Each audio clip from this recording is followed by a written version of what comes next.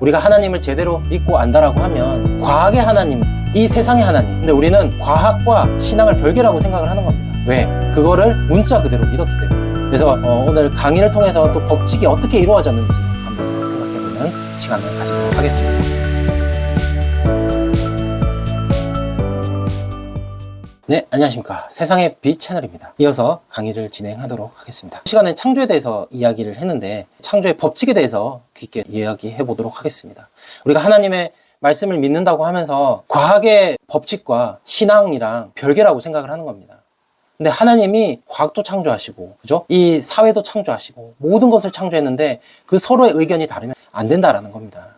그래서 오늘은 과학의 법칙에 대해서 이해함으로 인해서 하나님은 어떠한 입장으로 역사를 해왔는지, 또 신앙과 과학이 별개가 아님을 한 번 더 생각해보는 귀한 시간이 되길 바라겠습니다. 하나님께서 이 지구를 창조하기 위해서 많은 과정을 거친 것들을 이야기를 했는데요. 그 과정에는 뭐가 있었다고 했죠? 법칙이라는 게 있다고 했습니다. 우리가 하나님을 제대로 믿고 안다라고 하면 과학의 하나님, 이 세상의 하나님, 사회 하나님 모든 게 다 동일해야 돼요. 근데 우리는 과학과 신앙을 별개라고 생각을 하는 겁니다. 왜? 그거를 문자 그대로 믿었기 때문에. 그래서 오늘 강의를 통해서 또 법칙이 어떻게 이루어졌는지 한 번 더 생각해보는 시간을 가지도록 하겠습니다. 지구의 창조 과정, 우리 천지창조부터 이제 이야기를 해 나갈 겁니다. 천지창조에서 보면은 1일부터 7일째까지 창조의 과정이 나오고 하나님이 쉬었더라 라고 이야기 나와 있는데 과연 7일일까요? 7일 아닙니다.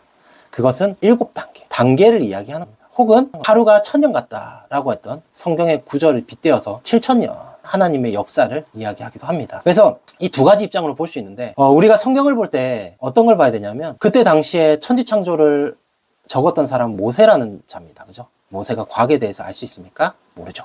근데 하나님께서는 이 사람을 통해서 우주와 지구가 창조된 그 과정을 당연히 보여줬겠죠.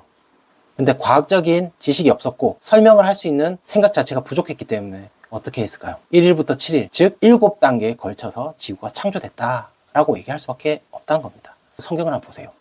지구에 창조된 과정을요, 단계로 딱 나눠가지고 함축적으로 표현할 수밖에 없는 거예요. 그러면 그 과정이 딱 맞아 떨어집니다. 아시겠죠? 하나님께서 창조를 하시는 그 원리와 원칙은 뭐냐면 원소 혹은 원자 혹은 그 식물과 생물이 처음 생존할 수 있는 그 상황을 만들어서 창조 이후에 진화라는 것을 하나님께서 만드십니다. 그래서 그 과정을 거쳐가고 있다라는 겁니다. 그 과정 전체가 뭐죠? 창조의 한 단계라고 볼 수 있는 겁니다. 자, 많은 시간과 공을 들여서 지구가 존재할 수 있는 우주의 환경을 만듭니다. 빅뱅이라는 것을 통해서 그리고 그 환경이 만들어지고 나서 50억 년 전 지구가 탄생을 하게 되죠. 그 지구라는 존재에서 이제 지구의 환경을 만들어줘야 되겠죠. 그래서 처음에 불밖에 없었고 또 인간이 도저히 살 수 없는 곳이었지만 하나님께서 행성을 떨어뜨리고 그 가운데서 많은 광물질을 나오게 하고 또 물도 생성되게 해서 또 수증기도 나오게 하고 구름도 나오게 하면서 다양한 외부의 요건들을 만들어 주십니다. 그리고 나서 그 외부의 요건들이 만들어지고 난 뒤에 생물들이 살아나기 시작하는 거죠. 그래서 그 원자와 분자들이 합쳐져서 지구의 그 환경과 생물들이 자라나기 시작합니다. 이 자라나는 것은 하나님께서 각 식물에 DNA라는 것을 다 심어주고요. 그 DNA대로 또 자라날 수 있게끔 하나하나 환경과 여건을 만드십니다. 어떤 사람은 신이 없다라고 이야기를 합니다. 여러분, 행성이 폭발해가지고 지구가 만들어지고 어떤 상황과 여건이 자로 잰 듯이 하나하나 다 만들어진 거, 내가 임의로 행성을 떨어뜨린다 해가지고 자연스럽게 생물들이 나올 수 있습니까? 지구와 우주를 보면요, 마치 누가 설계한 것 같이 모순도 없고요, 확실하게 생성되는 자연 환경을 보면서 자로 잰 듯이 오차도 없습니다. 법칙과 태양과의 지구의 거리도 너무 차이가 똑 부러지고요. 그리고 우리가 살아있는 그 세포 하나하나도 정말 너무 필요한 것만 딱딱딱 자라나게끔 만들어놨어요. DNA에 대해서도 알고 있습니까? DNA는 이 생물들이 살아나는 거에 있어서 지도와 같은 거예요. 근데 이 정보량이 얼마인지 압니까? DNA 하나가 보통 10포인트 글자로 해서 빽빽하게 쳐서 건에 해당되는 그런 DNA 양. 생명의 설계도와 같은 거죠. 여러분, 이런 것들이 자연스럽게 만들어졌다고요? 정말 생각을 달리 해야 되는 겁니다. 하나님이 있었기 때문에 설계도와 같이 그렇게 법칙과 이치대로 만들 수가 있었고, 그리고 우리가 살아갈 수 있는 정말 완벽한 세상이 만들어질 수 있었다. 그래서 하나님께서는 법칙과 이치를 통해서 이렇게 지구를 창조를 하게 됩니다. 이 지구를 창조했는데, 그래서 우리가 과학 시간에 배우는 건 뭐예요? 하나님이 만드시는 그 창조의 과학적 법칙을 배우는 것이 과학 시간입니다.